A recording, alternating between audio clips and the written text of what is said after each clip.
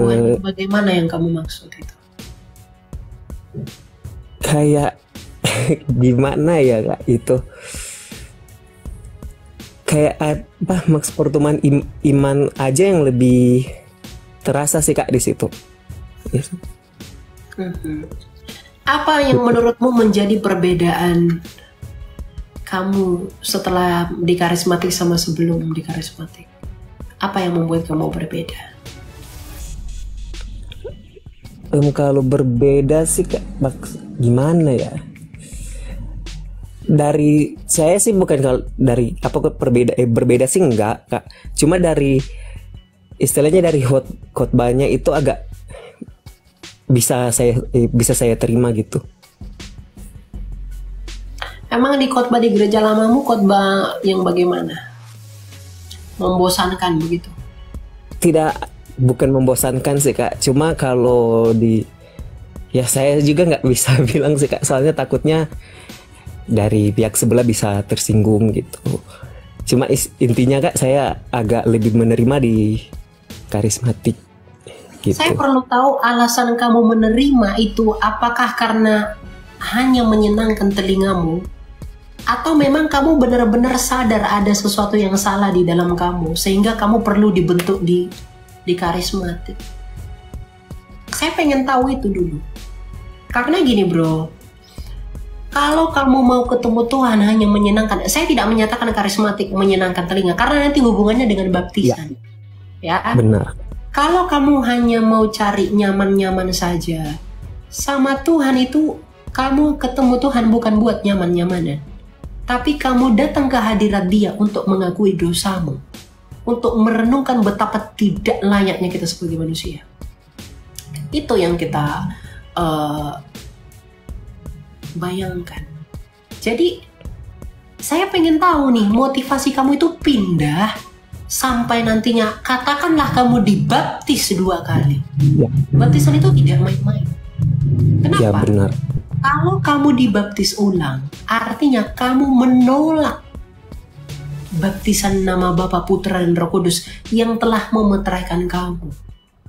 Kamu menolak itu. Meskipun kamu tidak konfirmasi itu di sekarang. Kamu udah naik CD belum? Belum naik CD. Nah, iya. Meskipun kamu belum konfirmasi itu. Jadi kamu perlu tahu dulu nih, alasan motivasi kamu itu pindah kenapa.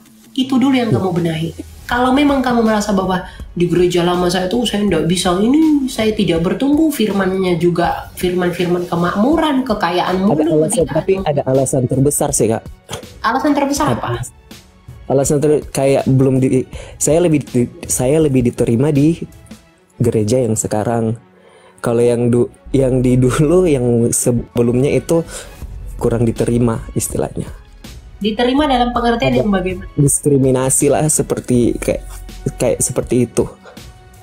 Oh, Kak, jadi di gereja lama kamu didiskriminasi. Istilahnya saya, ya kenyamanan di gereja baru itu lebih terasa, kekeluargaannya juga lebih terasa. Yang di sebelumnya itu nggak ada kekeluargaan sama sekali. Iya. Itu kalau motivasinya yang begitu nggak apa-apa ya. Maksudnya saya pengen tahu nih, kamu ada anak muda sekarang itu lebih suka yang modern. Padahal saya nggak kayak gitu sih Kak. Bentar. Padahal sebenarnya yang paling penting itu adalah bagaimana kita menghayati iman di dalam diri kita. Itu yang paling penting. Kalau kita sudah dapat itu, mau kamu di karismatik, mau kamu di Protestan, mau kamu di Katolik, mau kamu di Ortodoks, itu semua rasanya sama. Karena imanmu yang membawa kamu. Jadi kecintaan kamu, jangan kondisi yang membuat kamu cinta, tapi cintamu yang mengondisikan. Paham nggak? Artinya sama seperti begini. Kalau kamu memang benar-benar mencintai Tuhan, karena gini bro, yang kamu korbankan itu adalah baptisanmu. Kecuali kamu belum dibaptis. Oke? Itu yang saya tekankan. Yang kamu korbankan adalah baptisanmu. Makanya saya katakan sama kamu pikirkan matang-matang dalam pengertian apa. Kamu bentuk dulu motivasimu sama Tuhan. Cintai dulu Dia dengan benar. Jadi dimanapun kamu, cara mencintainya bagaimanapun, you can sit dengan cara-cara itu. kamu bisa duduk baik dengan cara itu. Kecuali dengan alasan tadi yang kamu katakan. Kamu mengatakan bahwa saya didiskriminasi di sana, ya itu kan sudah keterlaluan sebenarnya. Ya. Saya tidak bisa menghakimi kamu pindah atau tidak. Tapi kalau memang kamu diwajibkan untuk baptis ulang kembali, kamu perlu berdoa sama Tuhan mempertimbangkan ini. Kamu perlu doa sama Tuhan sampai kamu sendiri yang temukan jawabannya. Mungkin gak Tuhan berkenan kepada apa yang akan kulakukan ini? Saya tahu motivasinya mungkin baik. Biar saya lebih bertumbuh, saya lebih oke, saya lebih settle di sana. Tapi kamu perlu doakan itu. Jadi jangan kamu tanya ke saya. Karena yang kamu korbankan adalah meterai yang sudah kamu terima.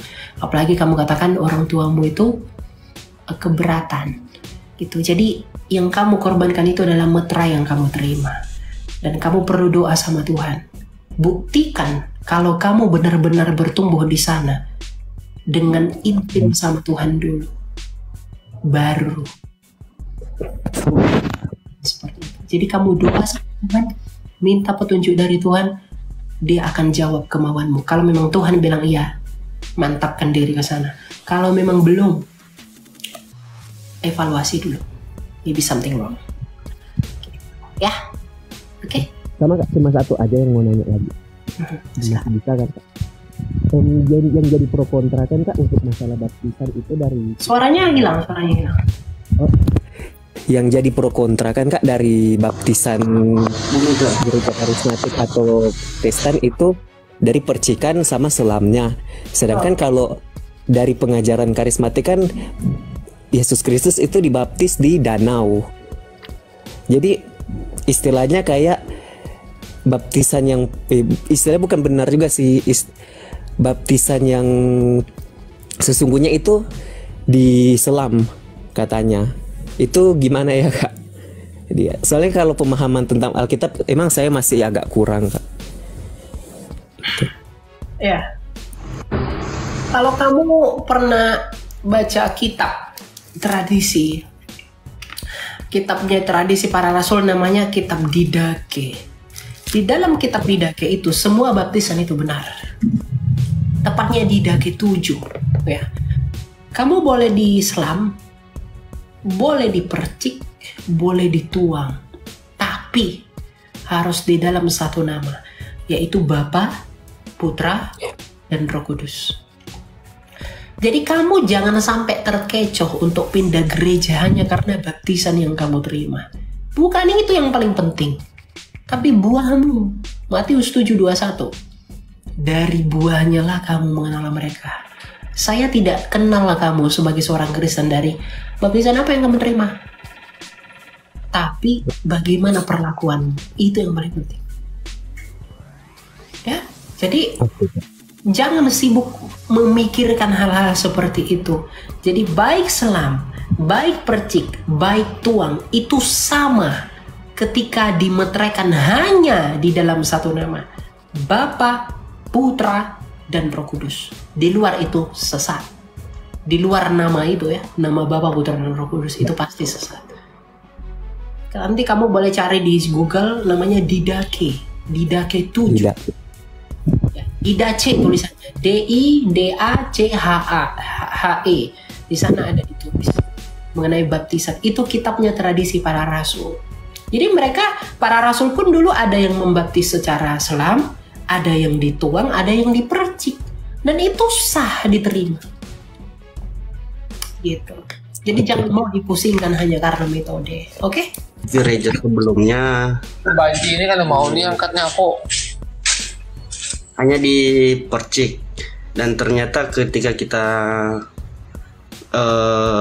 pergi atau merantau, kita bergereja yang baru, kita diharuskan untuk baptis lagi, baik selam atau ditenggelamkan itu. Nah itu yang perlu saya tanyakan, apakah kita harus dibaptis lagi atau gimana sih?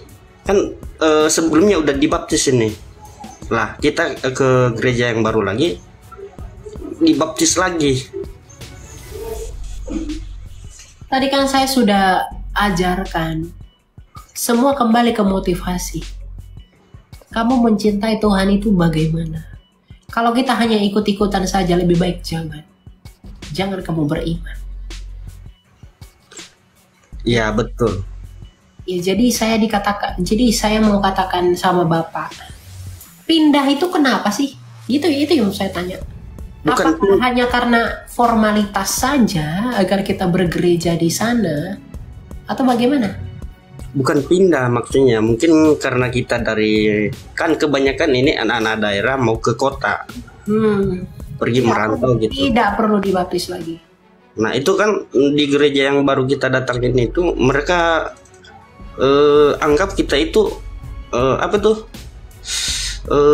jemaat baru, kita harus dibaptis ulang lagi. Nggak perlu.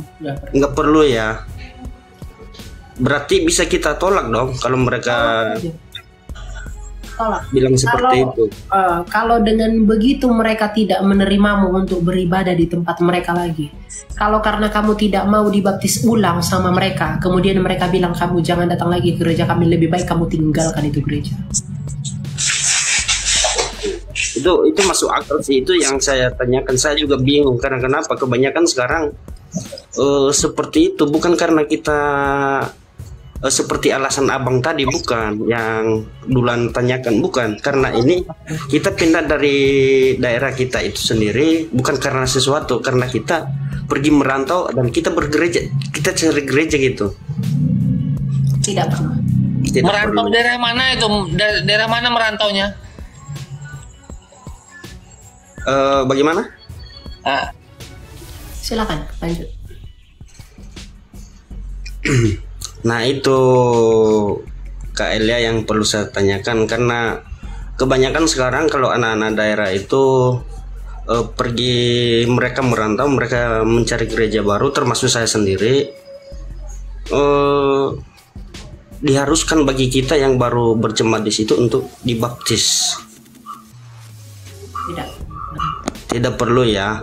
Oke Kak, terima kasih, itu aja sih. Satu lagi, nggak apa-apa ya?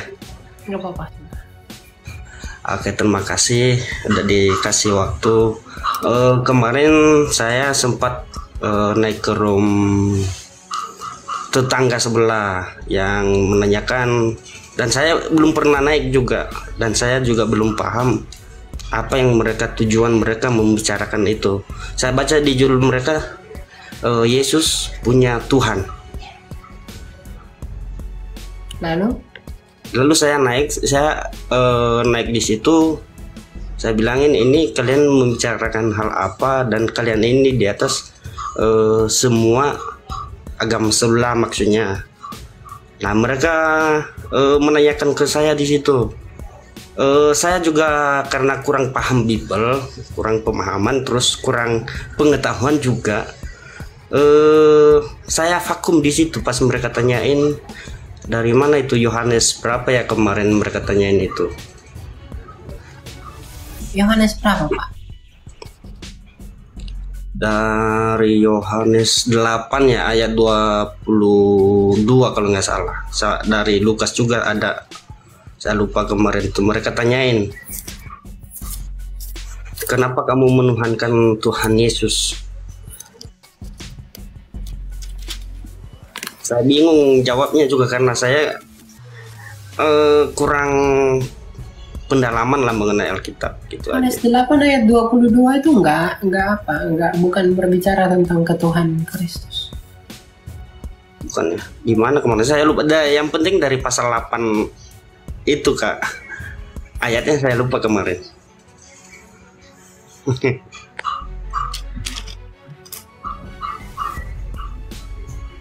Ya, jadi mau mempertanyakan apa? Mereka tanyakan kepada saya, kenapa, atas dasar apa kamu menuhankan Tuhan Yesus? Nah itu saya juga pengen pencerahan atau bagaimana cara menjawab seperti itu kalau ada pertanyaan seperti itu. Kita buka dalam Yohanes 1 ayat 1. Biasanya mereka yang seperti itu tuh tidak pernah membaca. Yohanes 1 ayat 1 dikatakan begini, pada mulanya sudah ada firman. Firman itu bersama-sama dengan Allah dan firman itu adalah Allah.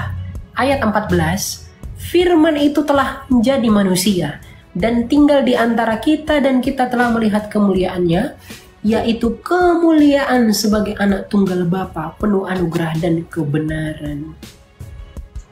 Kenapa kita menuhankan Yesus? Karena Yesus itu adalah firman-Nya Bapa. Ketika saya mendengar suaramu di telinga saya sekarang, Pak Kocak, Ya. itu suara itu datang itu karena dari pikiran Bapak atau dari firman Bapak. Ya.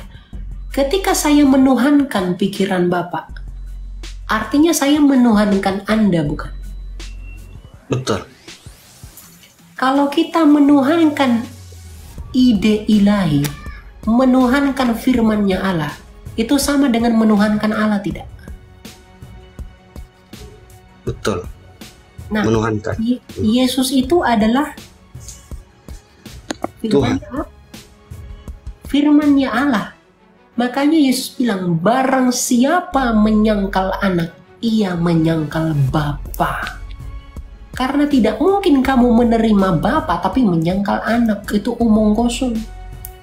Apalagi orang-orang dari sebelah sono yang lahir di abad keberapa ya? Di abad 49 itu. Ya. Iya. Mereka akan mengatakan, kami menyembah Bapa. Tapi kamu tidak menyembah Yesus. Kamu tidak mengenal Allah yang benar. Jadi Yesus itu adalah firman-Nya Allah yang menyatakan Bapa kepada dunia dengan menjadi manusia. Sama seperti begini, Pak. Pikiran Bapa. Bapak ini kan ada tubuh Bapak. Betul. Ada pikiran atau firman Bapak dan ada rohnya Bapak. Dan ketiga ini adalah sama-sama manusia. Ketika saya beri Anda gelar direktur, yang direktur itu tubuh, pikiran atau roh? Tentu ketiga-tiganya. Semuanya. Semuanya. Iya. Ya, tidak mungkin hanya firmanmu yang direktur, nggak mungkin hanya tubuhmu, tapi ketiganya dari satu manusia, Pak Kocak, itu pastilah Tuhan. Maka Bapa, firman-Nya sendiri yang oleh firman itu dia menjadikan segala sesuatu, dan rohnya sendiri yaitu Roh Kudus, itu pastilah Allah. Dan ketika saya gelari dia Tuhan, maka otomatis Roh Kudus, Roh Kudus yang adalah rohnya Bapa, Yesus yang adalah firman-Nya Bapa, pastilah Tuhan. Betul, Kak, betul. Bapak, ketika saya beri Anda gelar sebagai direktur, semuanya itu pastilah direktur. Nah, ketika Bapak nih, saya nggak melihat Bapak nih, saya nggak tahu nih wajah Bapak ini bentuknya petak kah, blonjong, bulat, atau apa, saya nggak tahu. Ya, tapi saya bisa kenal Bapak itu melalui firman-Nya Bapak, firman yang menjadi bunyi, firman yang menjadi suara di telinga saya. Jadi saya bisa kenal kamu. Meskipun saya tidak melihat Bapak, tapi meskipun saya tidak melihat Anda, tapi saya bisa mengenal kamu melalui firman-Mu yang menjadi suara di telinga saya. Maka Allah itu pun bisa kita kenal, itu melalui firman-Nya menjadi manusia kepada dunia ini. Firman Allah tidak menjadi suara, tapi menjadi manusia. Kalau firman Allah itu jadi kedondong pun tidak masalah. Tapi untuk apa dia melakukan itu? Betul. Kenapa dia harus menjadi manusia? Untuk menggenapi kitab suci. Kenapa harus menjadi manusia? Karena yang mau dinyatakan itu kepada manusia, bukan kepada kambing, domba, bukan kepada kecoa. Dia menjadi manusia yang memperkenalkan Allah kepada manusia. Dia tidak memperkenalkan Allah kepada semut. Dia tidak perkenalkan Allah kepada nyamuk. Dia perkenalkan kepada manusia.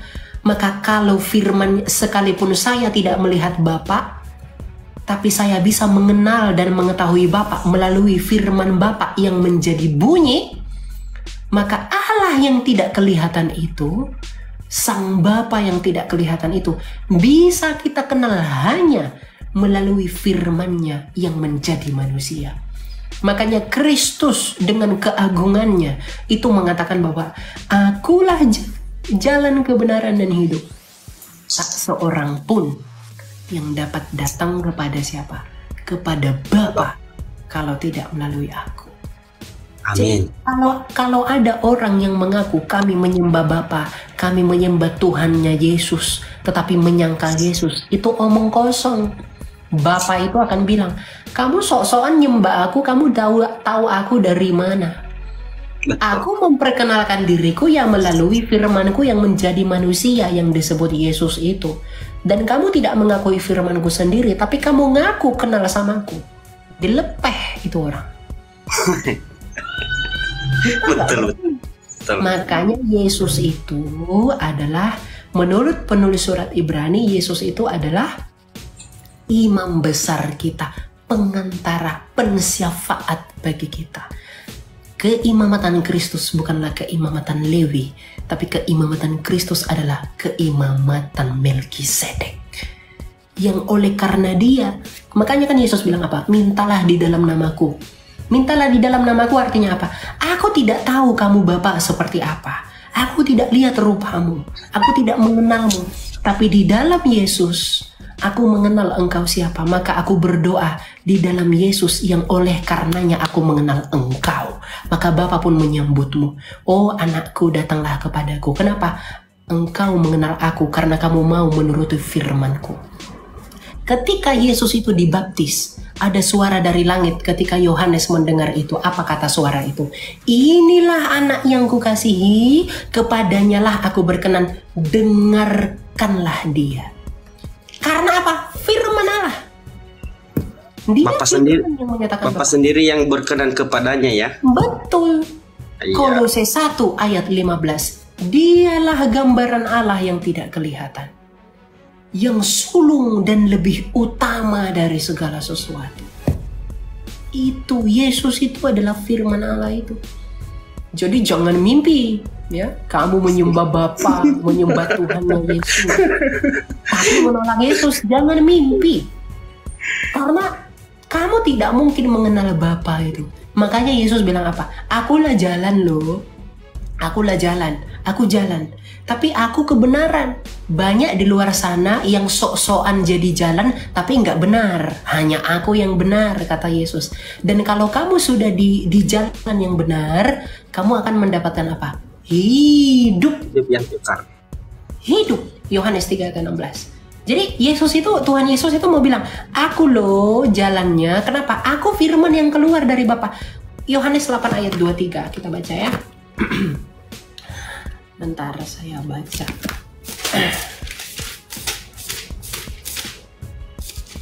Yohanes 8 ayat 23. Di Yesus berkata begini.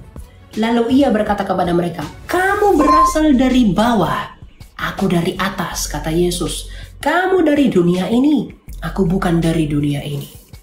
Yesus berkata, kamu dari bawah loh, aku dari atas.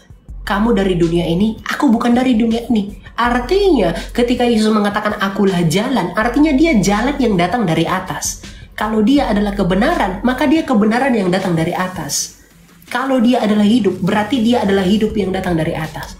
Jadi ketika Yesus mengatakan akulah jalan kebenaran dan hidup, akulah jalan itu, tapi akulah jalan yang benar, bukan yang menawar-nawarkan surga. Itu semua salah. Hanya aku yang benar. Dan ketika kamu sudah settle di dalam aku yang benar, kamu memperoleh apa? Hidup. Ya, betul. Jadi kalau orang bilang, di mana Yesus itu mengatakan dia tujuan? Tujuan kita kan untuk hidup. Dengan berkata Yesus, akulah kebangkitan dan hidup. Emang kamu percaya sama Tuhan untuk mati atau untuk hidup? Betul. Jadi ketika Yesus mengatakan akulah kebangkitan dan hidup, maka dia mengatakan bahwa dialah tujuan itu. Karena tujuan kita untuk hidup di sorga selama-lamanya, kekal. Kalau kamu mau mati, tolak aja Yesus. Yohanes 8 ayat 24. Karena itu tadi aku, Yesus berkata, kepadamu bahwa kamu akan mati dalam dosamu, sebab jikalau kamu tidak percaya bahwa akulah dia, kamu akan mati dalam dosamu. Siapa yang ngomong ini? Yesus sendiri. Siapa itu Yesus? Yang datang dari atas itu, yang bukan dari dunia ini. Kalau kamu masih percaya kepada yang datang dari bawah dan menolak dia yang dari atas, kamu tidak memperoleh hidup. Amin. Berimanlah kepada Kristus dan tinggalkanlah dunia ini. Buat kamu yang sudah percaya kepada Kristus, jangan tinggalkan dia. Itulah kekayaan, bukan yang lain-lain. Oke? Oke, Kak, terima kasih. Satu lagi mungkin yang saya ragukan kemarin itu, mereka berkata bahwa firman itu adalah perkataan siapa? Perkataan Bapa. Nah, saya bingung di situ. Saya minta penjelasan dan pencerahan. Oke. Karena firman itu katanya adalah perkataan Bapa kepada Yesus sendiri. Firman itu kan Pak, itu dalam bahasa Indonesia. Kalau dalam bahasa Yunani ada 3 kata firman. Iya. Yang pertama adalah logos. Inilah Yesus. Yesus itu adalah logos. Logos itu logic kalau dalam bahasa Inggris. Artinya logika, ilmu. Makanya kalau dikatakan teologi, artinya theos dan logos. Artinya theos itu kan Allah.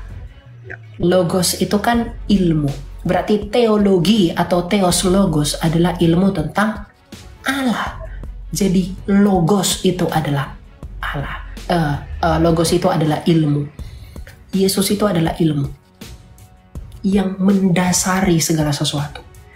Kemudian firman yang kedua ada rema, yaitu perkataan yang keluar dari mulut Yesus. Yang didengar dalam bentuk suara itu rema. Itu juga disebut firman. Yang ketiga graphe, yang didengar oleh suara dan dituliskan di dalam kitab suci. Ini disebut graphe. Jadi tulisan-tulisan ini disebut firman. Ini Alkitab ini disebut firman. Tapi firman dalam pemahaman ini adalah graphe. Perkataan Yesus ketika Yesus mengatakan, "Akulah kebangkitan dan hidup." Kata Yesus, itu juga firman.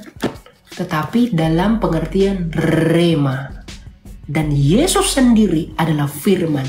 Dalam pengertian apa? Logos.